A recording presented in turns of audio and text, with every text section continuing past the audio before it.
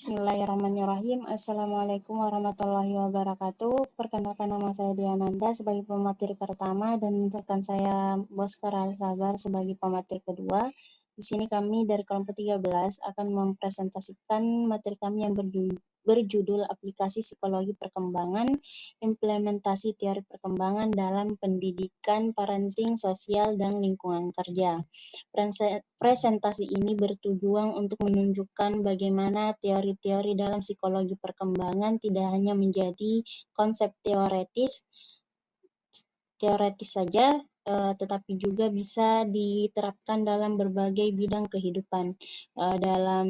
Dan di sini kami akan menjelaskan bagaimana teori perkembangan manusia menjadi dasar dalam mendidik, membimbing anak, membentuk interaksi sosial, serta menciptakan suasana kerja yang mendukung.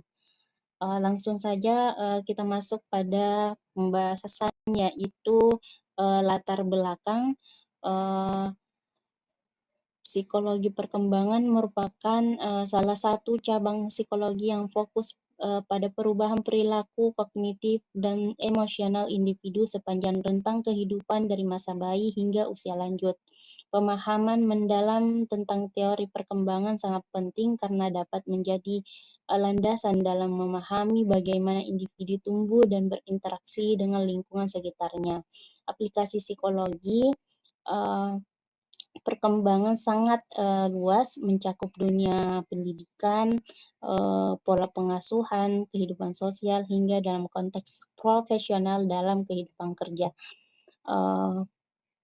Baik, kita masuk pada pembahasan selanjutnya, yaitu aplikasi psikologi perkembangan dalam kehidupan sehari-hari. Kita akan mulai dari aplikasi dalam pendidikan. Pertama, dalam perencanaan kurikulum, seorang guru dapat merancang pembelajaran berdasarkan teori Piaget dan Vygotsky. Misalnya anak-anak usia SD masih dalam tahap operasional konkret, jadi mereka butuh alat bantu visual, benda nyata, dan aktivitas langsung. Sedangkan seorang remaja sudah berada pada tahap berpikir formal sehingga cocok diberi tantangan berpikir kritis dan abstrak. Kedua, dalam penanganan perilaku dan emosi siswa. Pemahaman psikologi perkembangan membantu guru dan konselor memahami akar masalah perilaku anak. Misalnya anak yang agresif bisa jadi mengalami kurangnya kepercayaan diri atau kebutuhan emosional yang tidak terpenuhi. Ketiga, dalam evaluasi dan assessment, kita tidak boleh hanya fokus pada nilai kognitif saja, tapi juga pada perkembangan sosial dan emosionalnya juga harus menjadi indikator keberhasilan pembelajaran agar pendidikan menjadi lebih holistik. Lalu di dalam keluarga dan pola asuh, psikologi perkembangan membantu orang tua menciptakan hubungan yang sehat dengan anak. Contohnya teori Erikson yang menjelaskan pentingnya membangun rasa percaya pada bayi melalui kehadiran dan perhatian.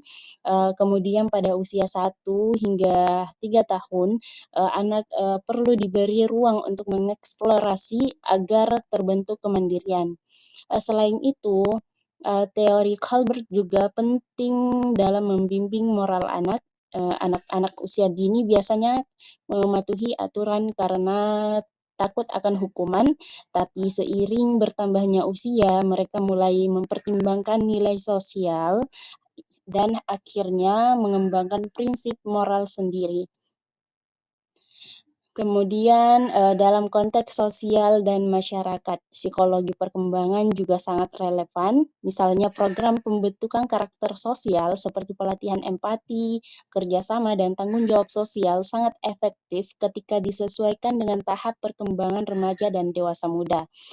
Kemudian yang terakhir, dalam dunia kerja, konsep perkembangan tetap berlaku. Misalnya individu dewasa pada tahap generativitas, menurut Erikson, merasa terpanggil untuk berkontribusi bagi masyarakat dan membimbing generasi muda. Disinilah pentingnya program mentoring, pelatihan internal, serta kepemimpinan yang mendukung. Sekarang kita masuk ke dalam pembahasan implementasi teori perkembangan dalam pendidikan. Teori Jean Piaget menekankan bahwa anak-anak berkembang secara bertahap dari sensori motor, pra-operasional, operasional konkret, hingga operasional formal. Ini penting bagi pendidik untuk tidak memberikan materi yang terlalu sulit atau terlalu mudah agar siswa tetap tertantang dan tapi tidak frustasi. Kemudian teori Lev-Vygotsky. Lev-Vygotsky memperkenalkan konsep zone of proximal development, yaitu zona perkembangan di mana siswa bisa belajar lebih baik jika didampingi kegiatan seperti kerja kelompok, bimbingan teman sebaya, dan umpan balik guru termasuk dalam teknik scaffolding atau bimbingan bertahap. Kemudian teori Erikson. Di sini Erikson memberikan perspektif psikososial, misalnya siswa SD berada di tahap industri VS inferioritas. Jadi seorang guru harus memberikan tantangan yang wajar dan dukungan positif. Sementara remaja mereka sedang mencari identitas diri. Di sini guru perlu memberikan ruang bagi siswa untuk mengeksplorasi, berdiskusi, dan mengikuti kegiatan yang membangun jati diri mereka. Baik, itu saja yang dapat saya paparkan. Selanjutnya untuk pembahasan selanjutnya saya berikan kepada rekan saya, Beskar Al-Sabar, sebagai pemateri kedua. Terima kasih. Oke, baik. Saya akan melanjutkan pemaparan materi dari rekan saya, Dea Ananda. Itu mengenai implementasi teori perkembangan dalam parenting atau pengasuhan. Erik Erikson dalam teori perkembangan psikososialnya, Erikson menyebutkan bahwa setiap tahap usia anak memiliki tantangan emosional yang harus dilalui. Yang pertama, dari 0 tahun sampai 1 tahun, anak belajar percaya pada dunia jika orang tua memberikan kasih sayang dan perhatian. Terus dari 1 tahun ke 3 tahun, anak ingin mandiri. Orang tua tidak perlu membiarkan anak mencoba, bukan menghukum saat gagal. Terus 3 tahun sampai 5 tahun, di mana anak suka bertanya dan mencoba. Dukung keinginannya, jangan terlalu melarang. Dan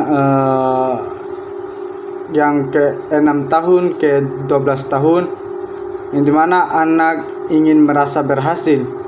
Orang tua tidak perlu memuji usaha anak, bukan hanya hasilnya. Terus dalam teori Piaget, yang dimana dalam teorinya teori perkembangan kognitif, yang dimana di dalamnya menjelaskan bagaimana anak berpikir sesuai dengan tahap usianya. Yang pertama, dari usia 0 sampai 2 tahun, anak belajar lewat indera dan gerak. Orang tua bisa memberikan mainan yang merangsang. Terus yang dari 2 tahun ke 7 tahun, anak mulai menggunakan simbol. Orang tua bisa ajak bermain pura-pura dan bercerita. Terus dari 7 tahun ke 11 tahun, anak berpikir logis, tapi masih butuh benda nyata. Ajaklah berdiskusi dengan dengannya. Contoh nyata. Terus dari 12 tahun ke atas, anak bisa berpikir abstrak, mana orang tua bisa berdiskusi soal nilai, cita-cita, dan pendapat anak. Terus Lev Vygotsky mengatakan dalam teori sosiokulturalnya, di mana anak belajar dari orang yang lebih berpengalaman melalui JPD, di mana anak bisa belajar lebih baik jika dibantu. Orang tua bisa mendampinginya dulu, lalu biarkan anak mencoba sendiri. Terus poin kedua itu scaffolding, yang dimana orang tua memberikan bantuan yang sesuai kebutuhan, lalu menguranginya saat anak sudah bisa mandiri. Terus dalam pernyataan Laurence Colbert dalam teori perkembangan moralnya, di mana anak memiliki 3 tingkatan. Yang pertama, tingkatan pertama atau prakonfesional, di mana anak taat karena takut dihukum atau ingin hadiah. Orang tua bisa ajarkan sebab akibat tindakan. Oke, baik. Selanjutnya implementasi teori perkembangan dalam sosial dan masyarakat. Yang pertama, Erik Erikson dalam teori identitas sosial, di mana di sini dia membahas yang ataupun berfokus pada pembentukan identitas remaja.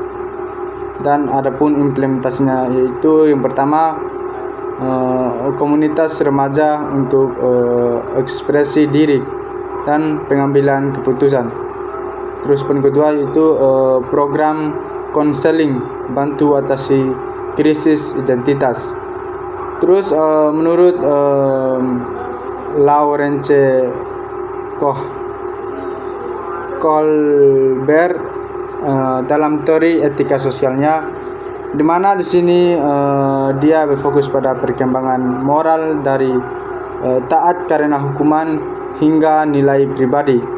Terus adapun implementasinya itu poin pertama, digunakan dalam pendidikan karakter, hukum, dan kewarganegaraan. Terus poin kedua itu yang dimana forum warga dan kegiatan sosial tingkatan kesadaran moral dan proposial. Terus menurut Lev Vygotsky dalam teori interaksi sosialnya, di mana dia membahas yang dimana dia hanya berfokus kepada belajar melalui JPD dan scaffolding dari orang lain. Terus adapun implementasinya itu yang pertama, mentoring dan pelatihan komunitas bantu kembangkan potensi individu. Terus poin kedua itu kerjasama komunitas jadi wadah belajar lewat interaksi. Oke, baik. Selanjutnya implementasi teori perkembangan dalam lingkungan kerja, yang dimana teori Erikson dia berfokus pada kontribusi pada masyarakat dan pembinaan generasi.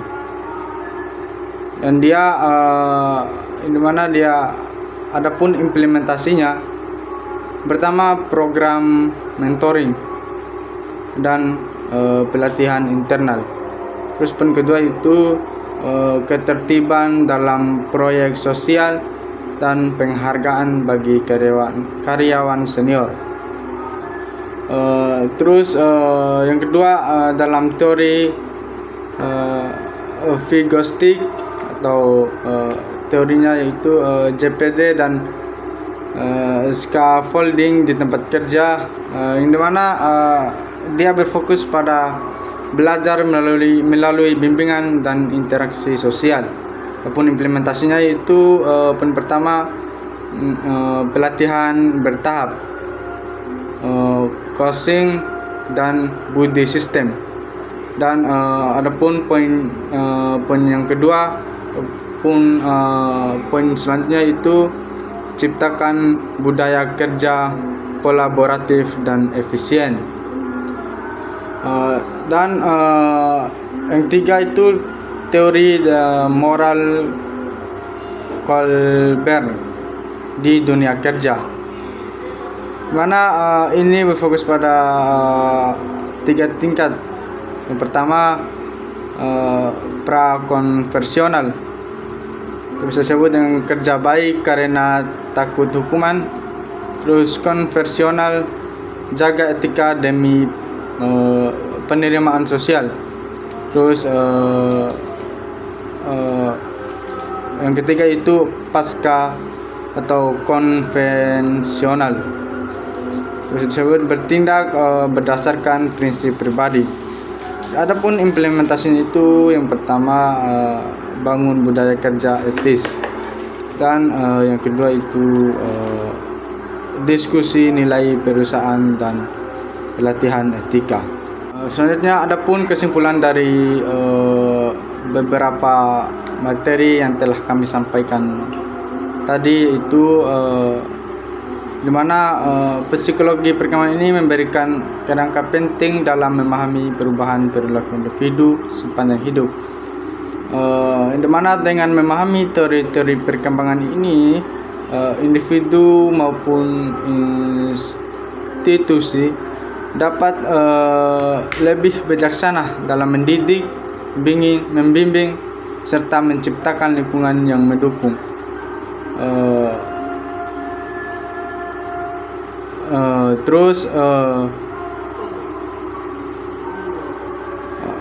Teori ini sangat penting dalam bidang pendidikan, pola asuh, kehidupan sosial, dan dunia kerja. Mungkin itu saja presentasi dari kami dari kelompok 13.